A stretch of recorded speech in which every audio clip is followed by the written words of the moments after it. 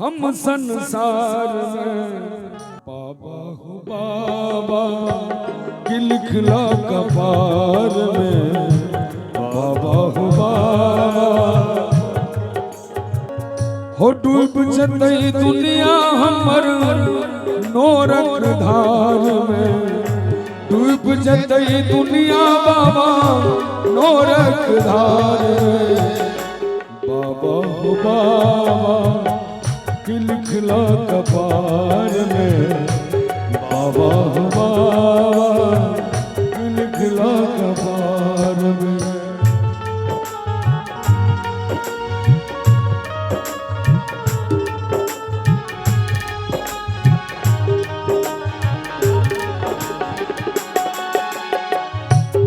दोष हमर की भेल किछ न जनै छी कोन जन्म के पाप कटै छी हो कोन जन्म के पाप कटै छी। दोष हमर की भेल किछ न जनै छी हो कोन जन्म के पाप कटै छी कृपा तोरा स्वभाव मंगै छी उधार में कृपा तोरा स्वभाव मंगै छी उधार में हो आब नहीं मनोरथ कोनो नहीं कोनो से हमता दुनिया में एलो कौन लागल अदंता ओझरायल प्राण बाबा माया के जाल में बाबा हो बाबा कि लिखला कपार में बाबा हो बाबा कि लिखला कपार। अंत में सच्चिदानंद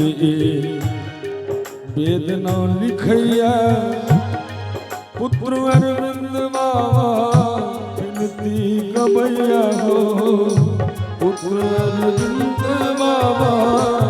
विनती गबैया होते जब प्राण बाबा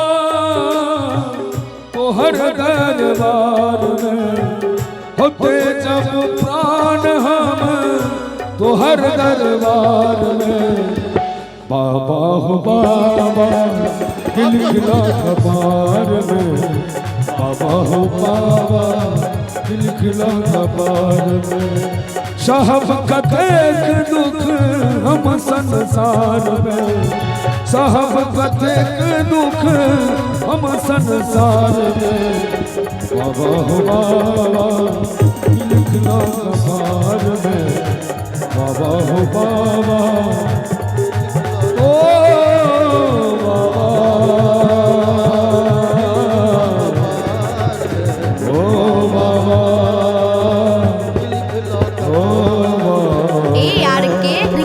स्टूडियो की प्रस्तुति कहियो शंकर भगवान की